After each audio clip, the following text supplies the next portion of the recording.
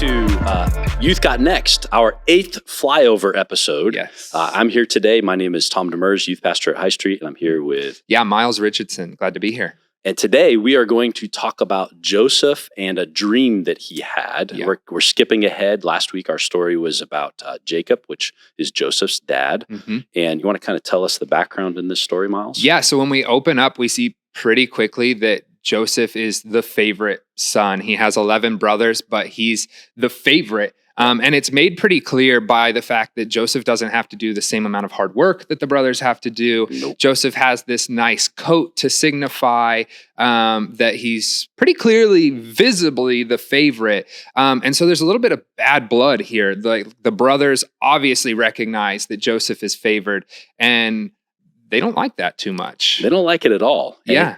And Joseph, his emotional quotient isn't so high because he's about 17 and he has this dream, and he dreams about like the fields and the sheaves are bowing down to him, and the sun and the moon and the stars are bowing down to him. And there's 11 stars. Remember, 11 brothers. Yeah. So he makes the mistake, or on purpose, I'm not sure, goes and tells his brothers and his dad and his moms about that and says, hey, this is what happened. Isn't that so cool? The brothers weren't having it. And so a little later, he goes out to check on them at his dad's instruction. They're all working the fields. It seems like he's kind of the checker, which means he's a little bit of a tattletale. Mm-hmm. And he's headed out into the fields with his little coat that sets him apart. Mm-hmm. And the brothers are like, we're done with this guy. Yep.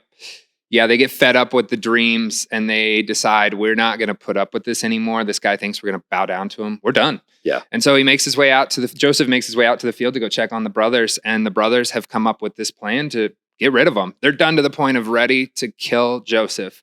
Yeah. And so that's their plan. And they capture him and they throw him in a cistern and they start to plot his death because they're not going to put up with this favorite brother anymore who's telling them about how they're going to bow down to him. Reuben, the oldest brother, has said, we're going to throw him in the cistern because he actually had a secret scheme to maybe rescue him. By the way, a cistern, if you don't know what that is, like think big water tank. Yeah. Just in the ground. And so empty at the time. They didn't try to drown him. He's not drowning, yeah. So Reuben goes away thinking, I'm going to rescue him. And we're not sure of the motive. We just know that's what was said. And in the meantime, while he's gone, Judah, one of the older brothers from Joseph, younger than Reuben, says, I have an idea. Why don't we make a little money off of the deal? And there's this Midian, what do you call it? A tribe. These guys are traveling through a big old caravan. And they said, why don't we sell him? So they sell Joseph to these traders for 30 pieces of silver. And Reuben comes back. He, of course, is upset because he's hoping that he could rescue his brother. Right. They've got to figure out what they can say to dad because they can't just go back and be like, we don't know where Joseph went. Yeah. And so they grab his jacket, cover it in some blood, and show up back home and say, hey, does this look familiar? Yeah. Yeah. And so dad thinks like that Joseph is dead because that's their plan. They decide we don't want the blood on our hands. We could actually make some money here. But now we got to come up with something because we got to go home and Joseph's not coming home tonight. What are we going to do? And so they find his coat covered in the blood, and that's their story. They're sticking to it, is that Joseph got mauled by an animal. Something happened to him. We don't really know. He's dead. We found his coat. They let dad fill in the blanks. Exactly. They didn't necessarily say explicitly what happened. Some made up story. They just said, here's his coat. He must be dead. And because we have the big picture, we know that actually what has happened to him is he has been sold into slavery. He's traveled with these Midians, and then they end up in Egypt. Yeah. And so this guy whose name is Potiphar, he's like the general of Pharaoh's army, goes and, hey, Joseph, he's a pretty good looking 17-year-old. He's strong. I think I'll take him. Yeah. So he buys him and brings him into his household. Yeah. And our story ends with, there's Joseph stuck in Egypt. And the brothers have convinced their dad, pretty much, his brothers, he's dead. Yeah. Favorite son is dead. It's so crazy because Joseph goes from like being the absolute favorite, having the best life, right? Like he's getting everything he wants and like not having to do much hard work and kind of getting this pampered lifestyle. And all of a sudden he's at the bottom of a cistern. And then all of a sudden he's sold into slavery. Yeah. And now all of a sudden he's in Egypt. Life totally went 180 on him. And it's rough. It's rough. But as we continue in the story a little bit, we see that life gets a little bit better for him. He ends up being, head of the household with Potiphar. And this is after the stop. Yes, this is a little bit further. But it's just crazy that we see kind of the waves in Joseph's life of being so great and then all of a sudden bad. And yet through all of it, Joseph trusts God, which is wild. So I would ask this question as we kind of wrap up. How do we make sense of this story? Because like you said, even as I started talking about Potiphar's house a little bit, that's past where this cuts off. How do we make sense of this stop as we are going through the flyover plan? Well, this is the end of our reading in Genesis. And if we were doing a couple of the other plans, we would have a little more reading before you continue on to what is called the book of Exodus. But I think the way we make sense of this particular story is we have to remember God is always at work. And kind of a brief overview of what happens is Joseph gets sold into slavery. He ends up in Potiphar's house. Potiphar's wife accuses him of doing some things that make him get thrown in jail. He spends some time in jail. And then eventually he ends up out of jail after 13 years of trouble. And the whole time he trusts God.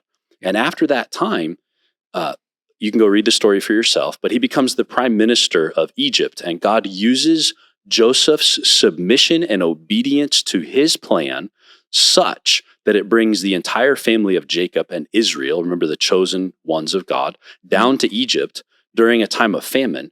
And it sets up what will happen in the book of Exodus. And the story that I think is important for us to remember, these brothers who schemed and wanted to do bad to their brother, when Jacob died, they come to him and say, hey, bro, Dad said before he died, don't be mad at us. And Joseph wasn't. That's the crazy thing to me. There's seemingly no angst on his part. He actually says, you meant that for evil. He doesn't wipe away their bad intention, their bad behavior. He says, you meant that for evil, but God meant it for good. He meant it for the saving of his people. And so when we look at this story, it's a good reminder that even when bad things happen, God's word says in the New Testament that God works all things together for good to them that love him and who follow him. So sometimes you may look at a circumstance in your life and say, this is bad. And God would agree with you, this is bad. But he can work it out for good in a way that you may not yet understand. I love that. And I think there was a key word in that, which is that Joseph submitted to God's plan, which is huge. And I think something that's hard for even us today, when God has a plan that doesn't make sense for us, it's hard to walk through whatever season of life isn't going how you planned for it to go.